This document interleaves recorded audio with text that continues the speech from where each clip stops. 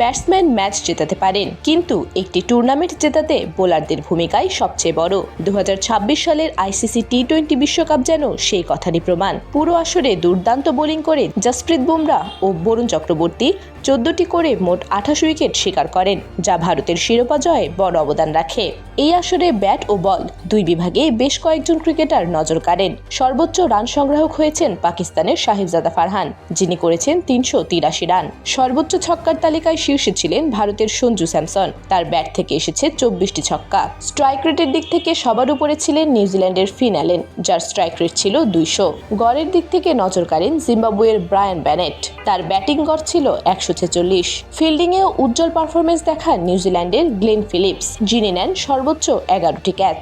বোলিংয়ে সেরা ইনিংসের রেকর্ড গড়েন ওয়েস্ট ইন্ডিজের রোমারিও শেফার্ড, তার বোলিং ফিগার ছিল 5/20। উইকেট কিপারদের মধ্যে সর্বোচ্চ ডিসমিসাল করেন পাকিস্তানের ওসমান খান, মোট 10টি। আর আসরের সর্বোচ্চ ব্যক্তিগত ইনিংস খেলেন কানাডার যুবরাজ সামরা, তার ব্যাট থেকে আসে 110 রান। সব মিলিয়ে ব্যাট, বল, ফিল্ডিং সব বিভাগেই দারুণ পারফরমেন্সে ভর করে স্মরণীয় হয়ে থাকবে 2026 সালের এই টি-20 বিশ্বকাপ।